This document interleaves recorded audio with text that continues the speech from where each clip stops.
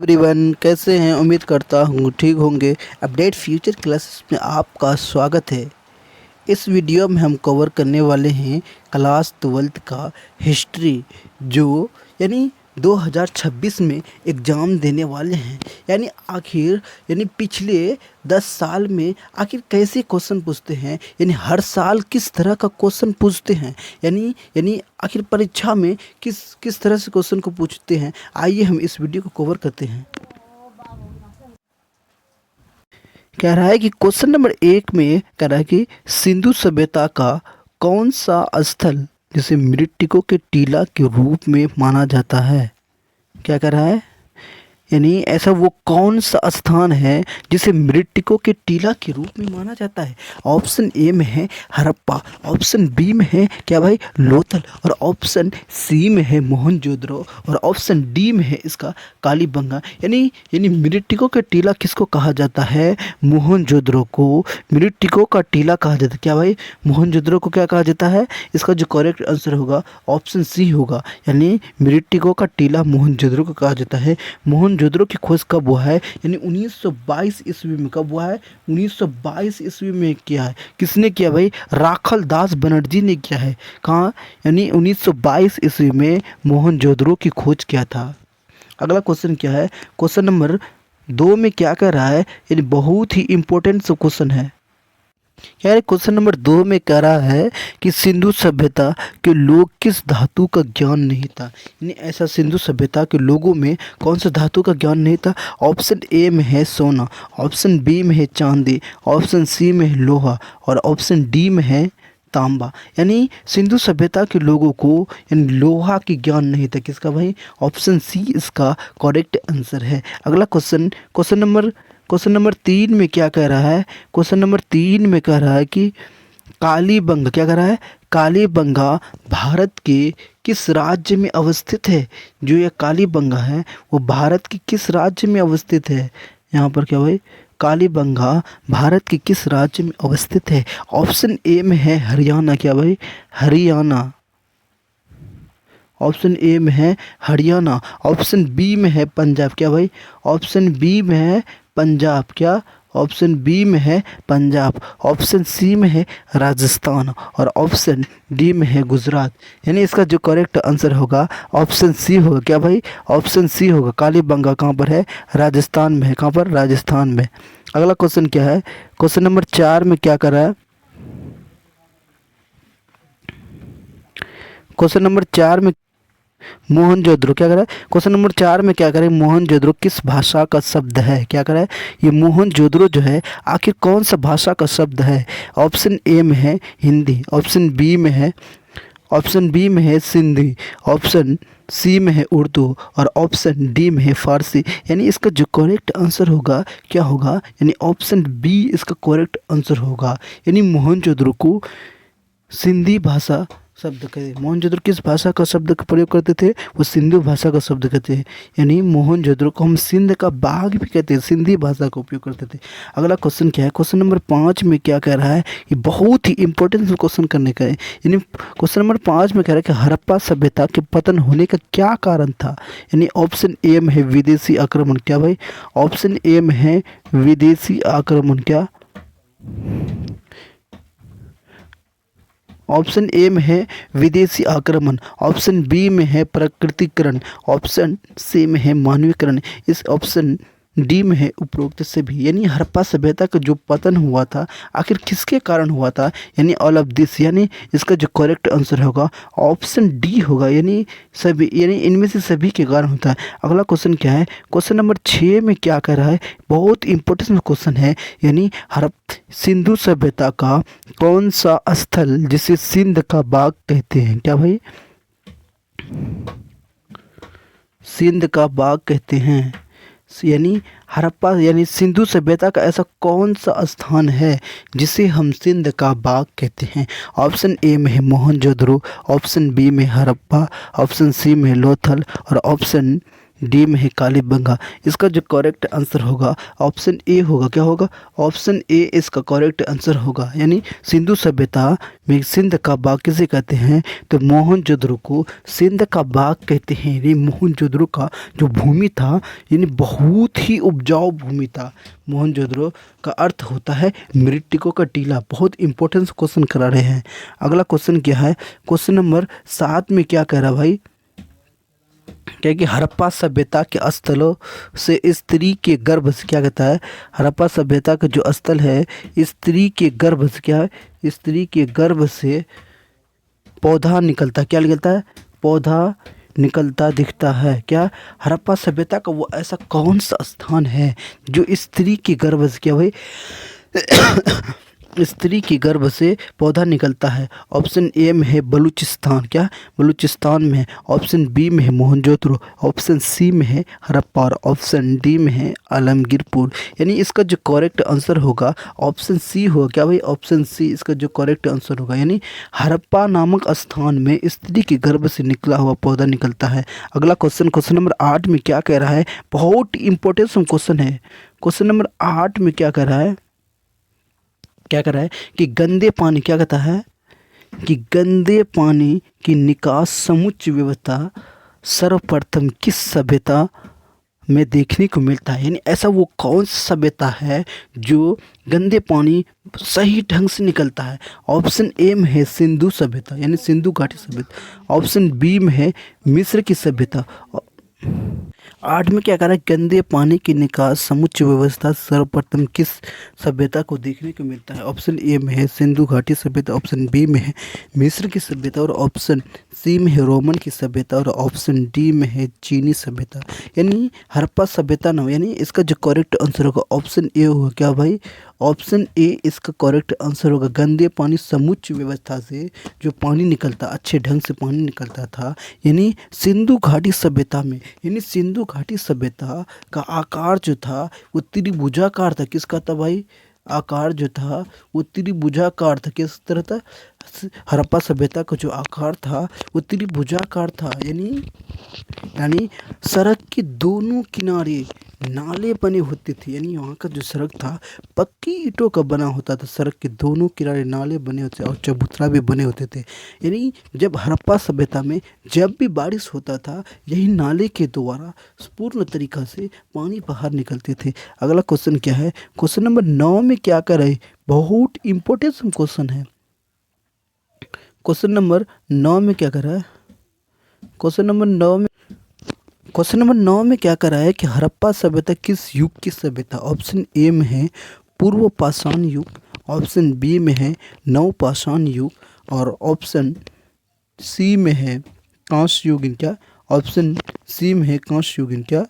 Option C में है कांस्य युगीन और ऑप्शन डी में है लौह युगीन। यानी हड़प्पा सभ्यता किस युग की सभ्यता है? जिसका जो करेक्ट आंसर होगा ऑप्शन सी होगा। यानी कांस्य युगीन सभ्यता। कैसी सभ्यता? हड़प्पा जो है वो कांस्य युगीन की सभ्यता है। अगला क्वेश्चन, क्वेश्चन नंबर हम 10 को कवर करने वाले हैं जिसमें बहुत इंपॉर्टेंट क्वेश्चन है कि 10 नंबर में क्या कर रहा है कि वेदांतों की संख्या कितनी है? क्या कहते हैं? वेदांतों की संख्या कितना है? ऑप्शन ए में है 5, ऑप्शन बी में है 4, ऑप्शन सी में 6 और ऑप्शन डी में है 7। यानी इसका जो करेक्ट आंसर होगा ऑप्शन सी होगा। क्या भाई? ऑप्शन सी इसका जो करेक्ट आंसर होगा। वेदांतों की संख्या 6 है। यानी अब इसी में आ जाएगा कि वेद की संख्या कितना है? कि वेद की संख्या 4 वेद है। कौन कौन वेद है? ऋग्वेद, सामवेद, यजुर्वेद, अथर्ववेद। अगला क्वेश्चन, क्वेश्चन नंबर 11 में क्या कर रहा है? क्वेश्चन नंबर 11 में क्या कर रहा है? संलेखन का संबंध किससे है? यानी संलेखन के द्वारा कौन से धर्म का संलेखन का संबंध है? ऑप्शन ए में है वैदिक धर्म से, ऑप्शन बी में है बौद्धिक धर्म से, ऑप्शन सी में है जैन धर्म से और ऑप्शन डी में है शक्त धर्म से। इसका जो करेक्ट आंसर होगा संलेखन का संबंध जो है जैन धर्म से। क्या भाई? संलेखन का संबंध किससे है? जैन धर्म से। क्या? जैन धर्म, इसका करेक्ट आंसर ऑप्शन सी होगा। सल्लेखन का संबंध जैन धर्म से। बहुत प्यारा प्यारा सा क्वेश्चन है, बोलते जाइए, ऐसा नहीं कि ऑनलाइन पढ़ रहे हैं तो। क्वेश्चन नंबर 12 में क्या करें, मानव जीवन के संपूर्ण जीवन कितने कितने आश्रम में बांटा गया है, यानी मानव का जो जीवन है उसको कितने भागों में बांटा गया है, और क्या कहता है मानव को जीवन को आखिर कितने भागों में बांटा गया है। यानी ऑप्शन ए में है 2 भागों में, ऑप्शन बी में है 3 भागों में, ऑप्शन सी में है 4 भागों में, और ऑप्शन डी में है 5 भागों में। यानी मानव जीवन को 4 भागों में बांटा गया। कितने भागों में, 4 भागों में बांटा गया। ये कान खोल कर सुन लीजिए, बहुत इंपॉर्टेंट क्वेश्चन है। ऑप्शन सी इसका जो करेक्ट आंसर है। अगला क्वेश्चन क्या है, क्वेश्चन नंबर 13 में क्या कह रहा है, क्या कह रहा है कि महाभारत किस किसने लिखा है। क्या कहता है, महाभारत जो है आखिर वो कोई तो लिखने वाला होगा। महाभारत किसने लिखा। ऑप्शन ए में है वाल्मीकि, ऑप्शन बी में है मनु, ऑप्शन सी में है कौटिल्य, और ऑप्शन सी में है वेद व्यास। इसका जो करेक्ट आंसर होगा ऑप्शन डी होगा। महाभारत की रचना किसने किया भाई, महाभारत की रचना जो किया है वेद व्यास ने किया। किसने किया, वेद व्यास ने किया। अगला क्वेश्चन क्या है मेरे प्यारे प्यारे छात्रों, अगला क्वेश्चन की तरफ हम जा रहे हैं।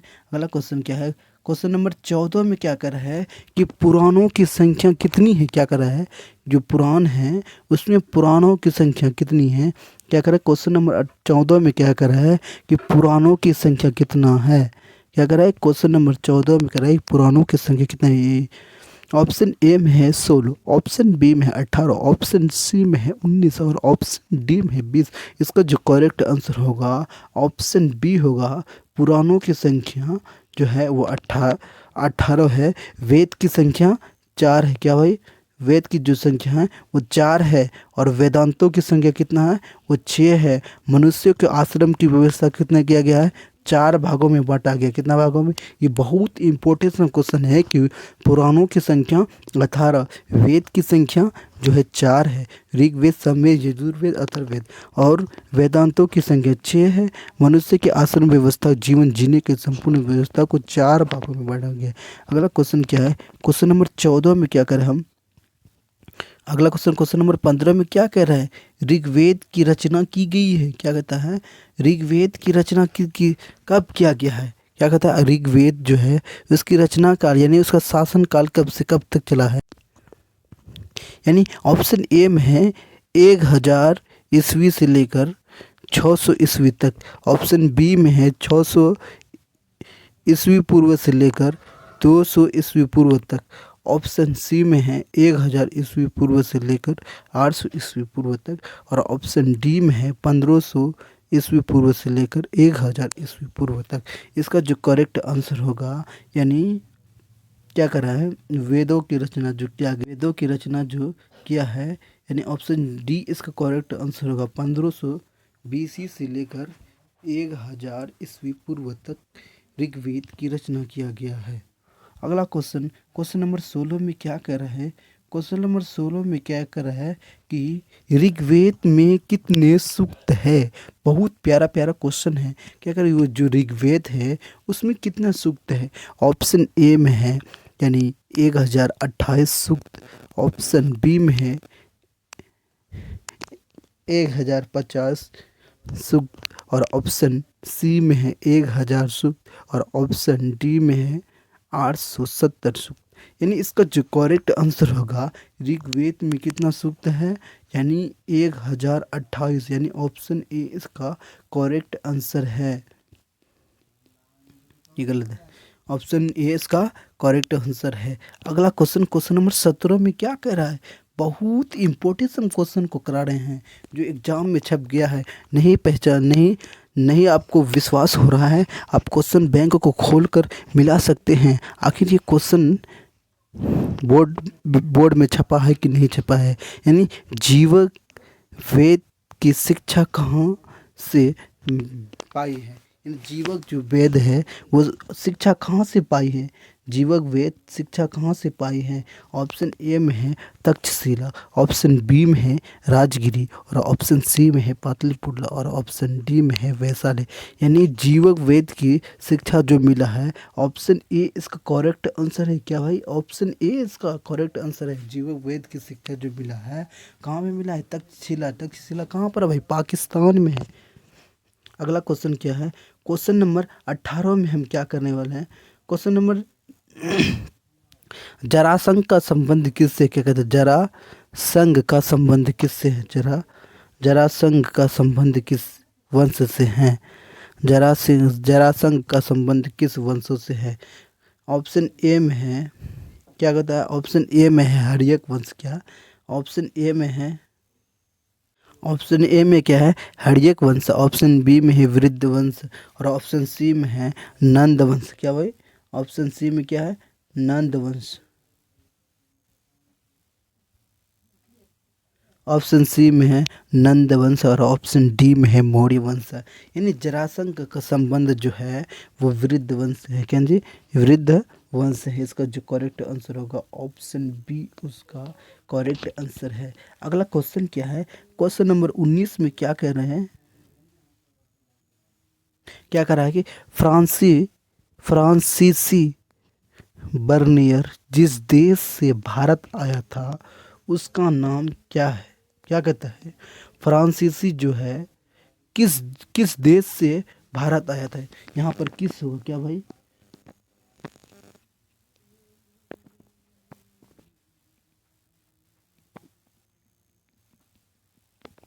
क्या कहता है? फ्रांसीसी बर्नियर किस देश से भारत आया था उसका नाम क्या था? ऑप्शन ए में है पुर्तगाल, ऑप्शन बी में है फ्रांस। क्या भाई? ऑप्शन बी में फ्रांसीसी या फ्रांस। क्या? ऑप्शन बी में है, ऑप्शन बी में है फ्रांस, और ऑप्शन सी में है इंग्लैंड, और ऑप्शन डी में है स्पेन। इसका जो करेक्ट आंसर है फ्रांसी बर्नियर जो है फ्रांस के थे। कहाँ थे? फ्रांस। इसका जो करेक्ट आंसर है ऑप्शन बी इसका करेक्ट आंसर है। अगला क्वेश्चन क्या है? क्वेश्चन नंबर 20 में क्या कह रहा है? बहुत इंपॉर्टेंट क्वेश्चन है भाई। ऐसे नहीं क्वेश्चन को, ये बहुत इंपॉर्टेंट क्वेश्चन को हम करा रहे हैं। क्या कर रहा है? क्वेश्चन नंबर 20 में कह रहा है कि क्या कहते हैं? इब्न बतूता के अनुसार उसे मुल्तान से दिल्ली की यात्रा में कितने दिन लगे थे? क्या कहता है? ये मुल्तान है, मुल्तान से दिल्ली की यात्रा जो किया था। क्या भाई? मुल्तान से दिल्ली की जो यात्रा किया था उसको कितना दिन लगा था? उसकी संख्या कितना था? यानी यह है, क्या मान लीजिए, मुल्तान। क्या भाई? ये मुल्तान है, ये मुल्तान हो गया, और ये दिल्ली होगा। मुल्तान से दिल्ली की दूरी कितना है? ऑप्शन ए में है 40, ऑप्शन बी में है 50, ऑप्शन सी में है 10, और ऑप्शन डी में है 8। यानी मुल्तान से दिल्ली की दूरी जो है वो 40 दिन लगा था। कितना? 40 दिन। कितना दिन लगा था? 40 दिन लगा था। मुल्तान से दिल्ली की दूरी कितना दिन लगा था? इब्न बतूता के अनुसार मुल्तान से दिल्ली की यात्रा में 40 दिन लगा था। कितना दिन? 40 दिन, 40 डेज। अगला क्वेश्चन क्या है? क्वेश्चन नंबर 21 में क्या कह रहा है? मोहम्मद बिन तुगलक ने दिल्ली के काजी नियुक्त किया था। यानी मोहम्मद बिन तुगलक को दिल्ली में काजी नियुक्त कौन किया था? यानी मोहम्मद बिन जो तुगलक है उसको दिल्ली में काजी नियुक्ति किसने किया था? ऑप्शन ए में है, यानी किसको दिल्ली में नियुक्ति पद किया था? यानी मोहम्मद बिन तुगलक ने दिल्ली के काजी नियुक्त किया था। किसको? ऐसा कौन सा व्यक्ति है जो दिल्ली में काजी नियुक्त किया था? ये क्वेश्चन बहुत इंपॉर्टेंट से घुमाया हुआ क्वेश्चन है। यानी ये उस मोहम्मद जो बिन तुगलक है वो दिल्ली के काजी नियुक्त किसको किया था? ऑप्शन ए में है, क्या भाई? ऑप्शन ए में है अलबरूनी, ऑप्शन बी में है इब्न बतूता, और ऑप्शन सी में है बर्नियर, और ऑप्शन डी में है अब्दुल रज़्ज़ाक। यानी इसका जो करेक्ट आंसर होगा मोहम्मद बिन तुगलक जो है दिल्ली की नियुक्ति किया था काजी। क्या भाई? मोहम्मद बिन तुगलक ने यानी इब्न बतूता को दिल्ली की काजी नियुक्त किया था? अगला क्वेश्चन क्या है, क्वेश्चन नंबर 22 में हम क्या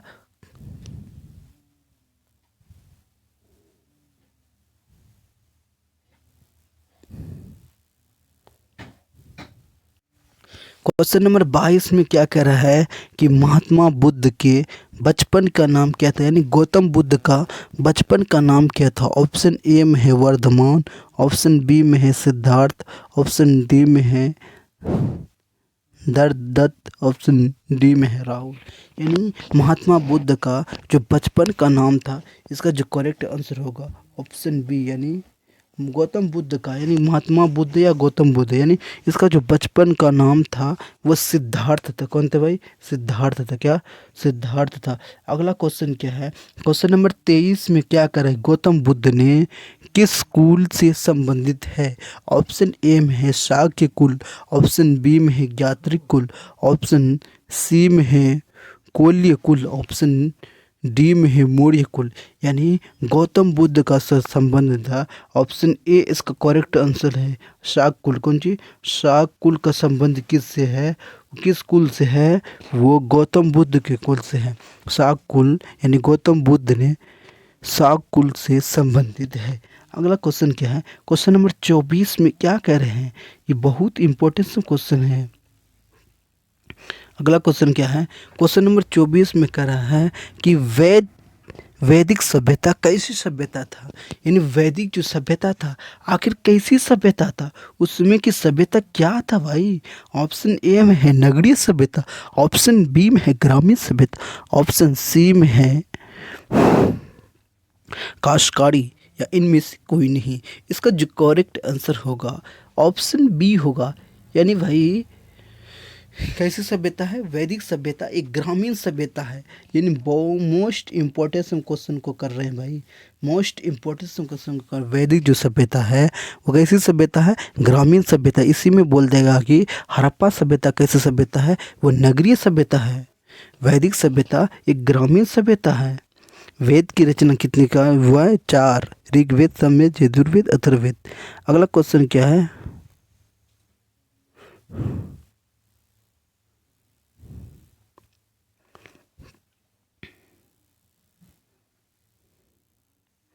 क्या करें? क्वेश्चन नंबर 25 में क्या कर, महावीर स्वामी ने पार्श्वनाथ के सिद्धांत में नया सिद्धांत क्या जोड़ा है?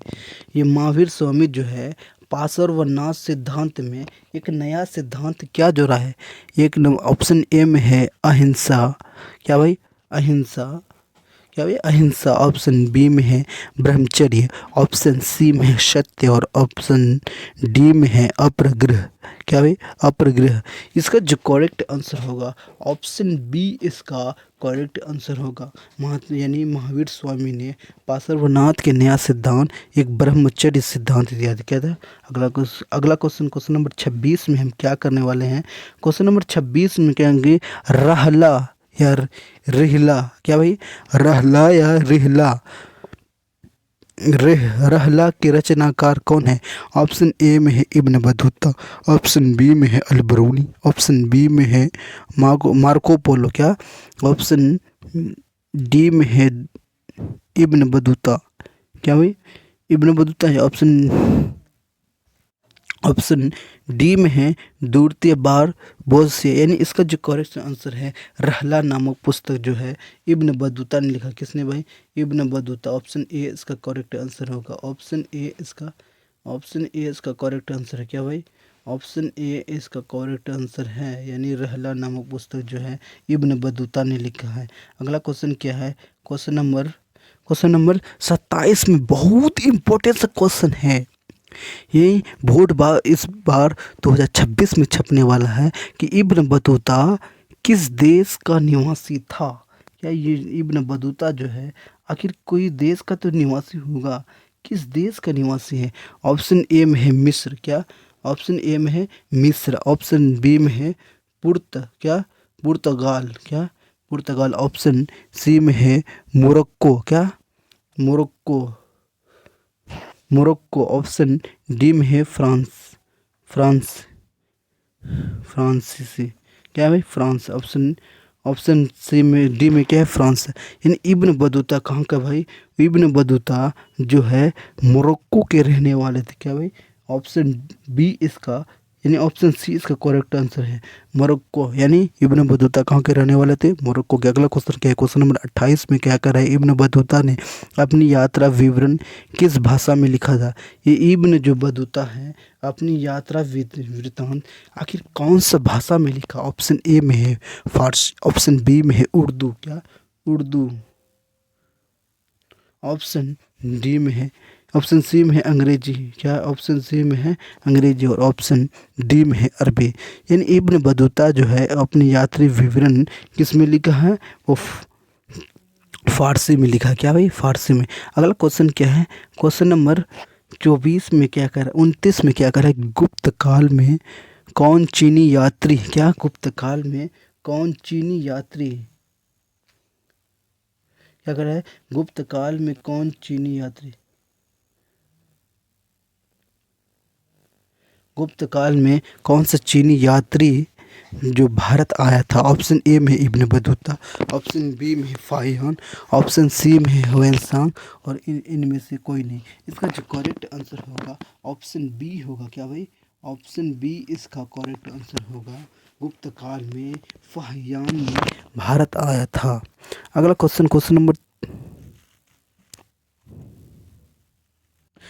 नंबर 30 में क्या कर रहा है कि दिल्ली से दौलताबाद किस शासक ने अपनी राजधानी परिवर्तन किया था। ऐसा वो कौन सा राजा था जो दिल्ली से दौलताबाद की राजधानी परिवर्तन किया था। ऑप्शन ए में है बर्नियर ने किया था, ऑप्शन बी में है मोहम्मद बिन तुगलक ने किया था, ऑप्शन सी में है अलाउद्दीन खिलजी ने किया था, और ऑप्शन डी में है अकबर ने किया था। यानी दिल्ली से दौलताबाद वो राजधानी किसने बनाया था, मोहम्मद बिन तुगलक। यानी ऑप्शन बी इसका करेक्ट आंसर है। अगला क्वेश्चन क्या है, क्वेश्चन नंबर 31 में क्या कर रहा है, यानी 31 में क्या कह रहा है, ऑप्शन यानी क्वेश्चन नंबर 31 में क्या कर रहा है कि वास्को डी गामा भारत कब पहुंचा था। ऑप्शन ए में है 17 मई 1498, ऑप्शन बी में है 17 मार्च 1598, ऑप्शन सी में है 17 मार्च, ये मार्च है भाई। क्या भाई, टाइपिंग में मिस्टेक हुआ, क्या भाई टाइपिंग में मिस्टेक हुआ है, ये मार्च है। यानी ऑप्शन सी में है कि 17 मार्च 1498 में है, ऑप्शन डी में है 17 मई 1598 ईस्वी में है। इसका जो करेक्ट आंसर होगा ऑप्शन ए होगा। क्या भाई, ऑप्शन ए इसका करेक्ट आंसर होगा।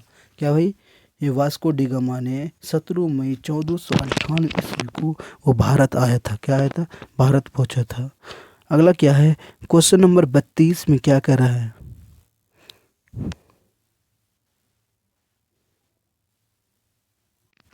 क्वेश्चन नंबर 32 में क्या कर रहा है, किताबुल रहला रहला में किस का यात्रा वृत्तांत मिलता है। ये किताबुल रहला जो है आखिर कौन सा व्यक्ति का बारे में बताते हैं। ऑप्शन ए में है अल बरूनी, ऑप्शन बी में है अब्दुल रज्जाक, ऑप्शन सी में है, क्वेश्चन नंबर 32 में क्या कर रहा है कि क्वेश्चन नंबर 32 में कर रहा है किताबुल रहला रहला में किस यात्रियों का वृत्तांत मिलता है। ये किताबुल रहला जो है आखिर किस किस व्यक्ति की यात्रा वृत्तांत मिलता है।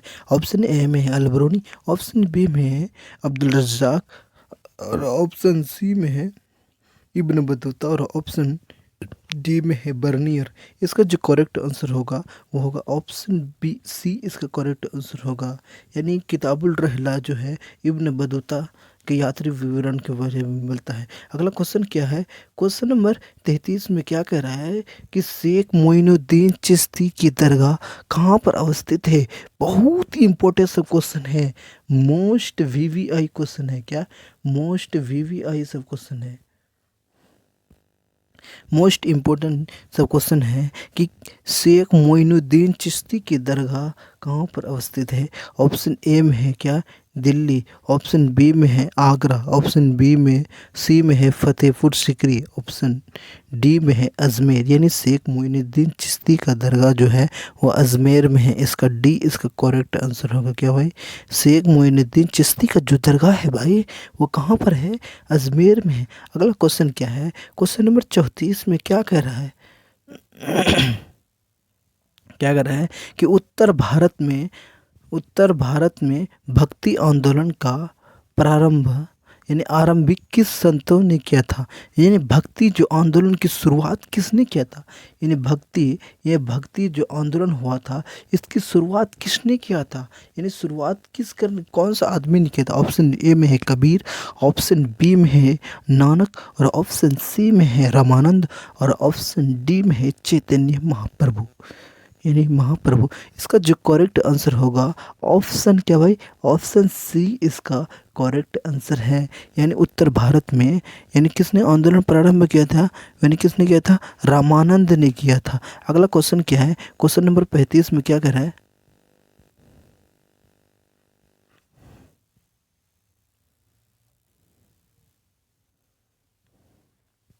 क्वेश्चन नंबर 35 में कह रहा है कि वीरशैव या लिंगयात आंदोलन का जनक किसे कहा जाता है। क्या कह रहा है, वीरशैव या लिंगयात आंदोलन का जनक किसे कहा जाता है।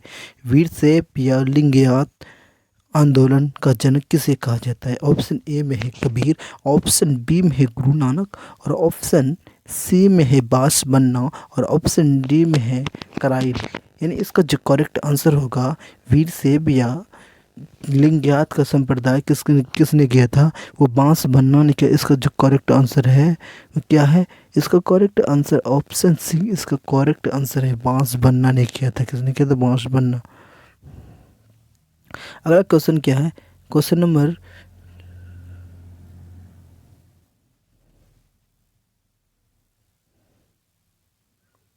क्वेश्चन नंबर 36 में क्या कर रहा है, वल्लभाचार्य का जन्म कहाँ हुआ था।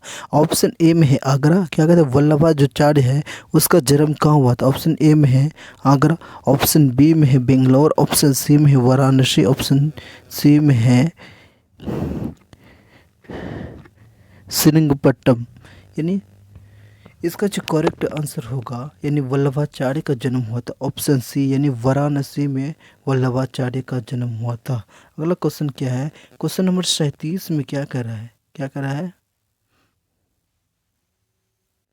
यानी क्वेश्चन नंबर 37 में कह रहा है कि शेख मोइनुद्दीन बख्तियार काकी का संबंध किस सूफी संप्रदाय से था।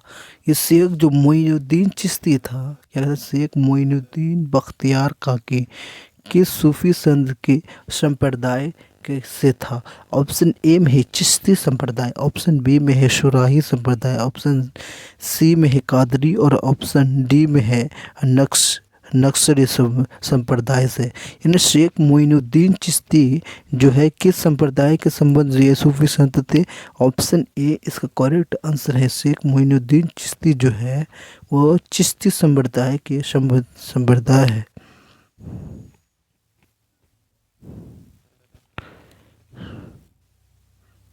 क्वेश्चन नंबर 38 में क्या कर रहा है कि निजामुद्दीन औलिया की दरगाह कहाँ पर है। क्या कर रहा है, क्वेश्चन नंबर 38 में क्या कर रहा है कि निजामुद्दीन औलिया की दरगाह कहाँ पर है। ऑप्शन ए में क्या है भाई, दिल्ली, क्या है ऑप्शन ए में है दिल्ली। अगला क्या है, ऑप्शन बी में है आगरा, ऑप्शन सी में है अजमेर, और ऑप्शन डी में फतेहपुर सिकरी। क्या कहता है, निजामुद्दीन औलिया की जो दरगाह था वो कहाँ था, दिल्ली में था। शेख मोइनुद्दीन चिश्ती का दरगाह वो अजमेर में था। अगला क्वेश्चन क्या है, क्वेश्चन नंबर 39 में क्या कह रहा है, काशी में क्या कह रहा है, क्वेश्चन नंबर 40 में कह रहा है कि काशी में किस प्रसिद्ध संत का जन्म हुआ था। ये बहुत इंपॉर्टेंट सा क्वेश्चन है। क्वेश्चन नंबर 1 में कह रहे हैं ऑप्शन ए में है मीरा, ऑप्शन बी में है कबीर, और ऑप्शन सी में है गुरु नानक, और ऑप्शन सी में है वल्लभाचार्य। इसका जो करेक्ट आंसर होगा काशी में किसने जन्म लिया था भाई, इसका करेक्ट आंसर होगा ऑप्शन डी यानी क्या, ऑप्शन डी इसका करेक्ट आंसर है। क्या? ऑप्शन डी इसका करेक्ट आंसर है। वल्लभाचार्य ने काशी में जन्म लिया था। अगला क्वेश्चन क्या है? क्वेश्चन नंबर 40 में क्या कह रहा है कि औरंगजेब का संबंध किस सूफी सिलसिले से था?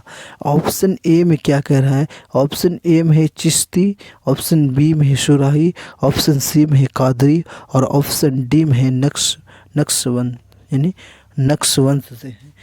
यानी क्या करे, औरंगजेब का संबंध किस सूफी सिलसिले से था? इसका जो करेक्ट आंसर होगा ऑप्शन बी होगा। क्या भाई? ऑप्शन बी, सॉरी भाई, इसका जो करेक्ट आंसर होगा ऑप्शन सी डी होगा, यानी नक्शबंद। यानी नक्शवंश के संबंध किससे है? किस सूफी संत से है?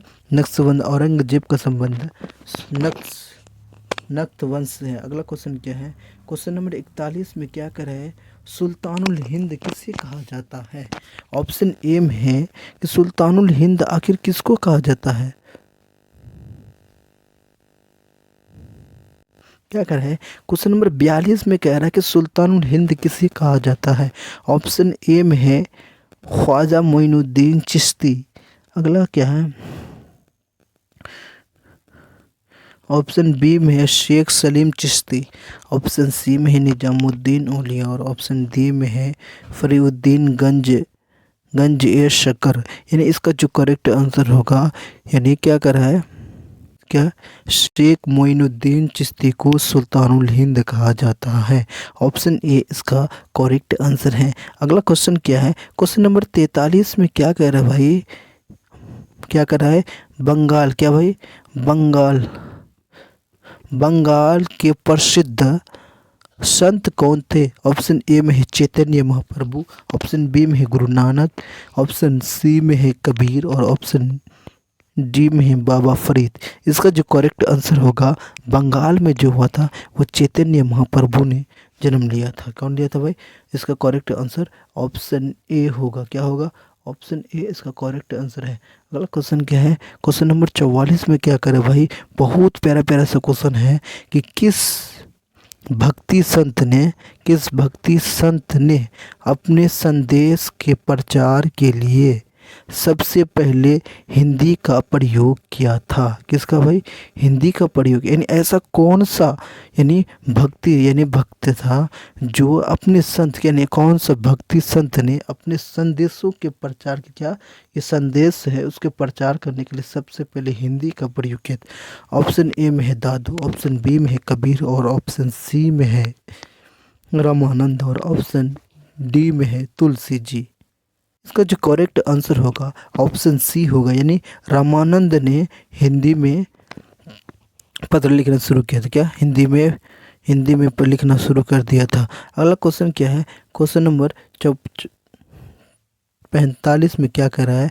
क्वेश्चन नंबर 45 में क्या कह रहे? हरिहर बुक्का ने विजयनगर साम्राज्य की स्थापना किसने किया था?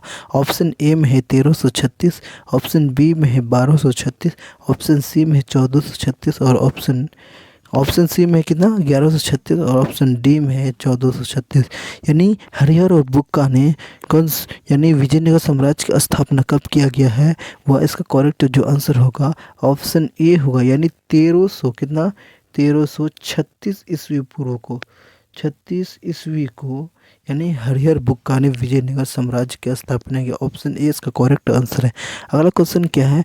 क्वेश्चन नंबर 45 में क्या कह रहा है कि विजयनगर शासक के जो उड़ीसा के समकालीन राजवंशों के शासन थे उसका नाम क्या था? यानी क्या कहता है? विजयनगर साम्राज्य में जो उड़ीसा के समकालीन राजवंश थे उसका शासन करते थे उसका नाम क्या था? यानी राजपति, गजपति, ऑप्शन सी में है अश्वति और ऑप्शन डी में है राष्ट्रपति। इसका जो करेक्ट आंसर होगा ऑप्शन बी, यानी गजपति। अगला क्वेश्चन क्या है? क्वेश्चन नंबर 46 में क्या कर रहा है? 47 में क्या कर रहा है? होयसलो के राज्य का विकास हुआ था। यानी होयसलो के राज्य का विकास किसके हुआ था? यानी क्या करे? होयसलो क्या कहता है? यानी होयसलो कि राज्य का विकास जो हुआ था ऑप्शन ए में है केरल में, तो इसे लिखा हूँ केरल में, या ऑप्शन बी में महाराष्ट्र में, ऑप्शन सी में कर्नाटका में, उपरोक्त इनमें से कोई नहीं। इसका जो करेक्ट आंसर होगा यानी होयोसलो कि राज्य का विकास हुआ था वो कर्नाटका का हुआ था। कहाँ का भाई? कर्नाटका। अगला क्वेश्चन क्या है? क्वेश्चन नंबर 48 में क्या कह रहा है? क्वेश्चन नंबर 48 में क्या कह रहा है? बहुत इंपॉर्टेंट क्वेश्चन है कि विजयनगर क्या कहते हैं, विजयनगर के शासक को अपने आप को क्या कहते थे? क्या बहुत प्यारा प्यारा क्वेश्चन है कि विजयनगर साम्राज्य के यानी शासक ने अपने आप को क्या कहते थे? ऑप्शन ए में है राय, ऑप्शन बी में है राज, और ऑप्शन सी में है सामंत, और ऑप्शन डी में है राय। यानी इसका जो करेक्ट आंसर होगा ऑप्शन डी होगा। क्या भाई? डी। ये भूलना नहीं कि विजयनगर अपने साम्राज्य को क्या समझते थे? अपने आप को वो राय समझते थे। राय। क्या? राय, राव नहीं। अगला क्वेश्चन क्या है? क्वेश्चन नंबर 49 में क्या करें? खानवा का युद्ध कब हुआ था? ऑप्शन ए में है 1526, ऑप्शन बी में है 1527, ऑप्शन डी में 1529, और ऑप्शन डी में 1530। इसका जो करेक्ट आंसर होगा ऑप्शन बी इसका करेक्ट आंसर होगा। इसका करेक्ट आंसर जो होगा ऑप्शन बी, खानवा का युद्ध कब हुआ था? खानवा का युद्ध 1527 ईस्वी में खानवा का युद्ध हुआ था। अगला क्वेश्चन क्या है? क्वेश्चन नंबर 50 में क्या करें? क्वेश्चन नंबर 50 में क्या करें? घाघरा का युद्ध कब हुआ था? यानी ऑप्शन ए में 1526, ऑप्शन बी में 1527, ऑप्शन बी में 1529, और ऑप्शन डी में है 1530। यानी घाघरा का युद्ध कब हुआ था भाई? यानी 50 का जो करेक्ट आंसर होगा यानी ऑप्शन सी, यानी घाघरा के युद्ध 1529 ईस्वी को हुआ था। अगला क्वेश्चन क्या है? यानी ये आखिरी क्वेश्चन है जो आपको जवाब देना है। क्वेश्चन नंबर क्या करें?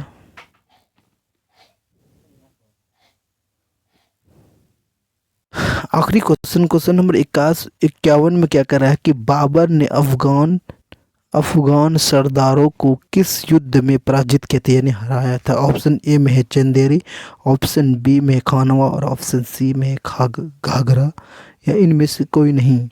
यानी इसका आंसर कमेंट बॉक्स में देना है। अगर ये वीडियो अच्छा लगेगा तो मेरे प्यारे दोस्त लाइक शेयर करना ना भूलिएगा, और सब्सक्राइब करना ना भूलिएगा। इसी के साथ जय हिंद, जय भारत।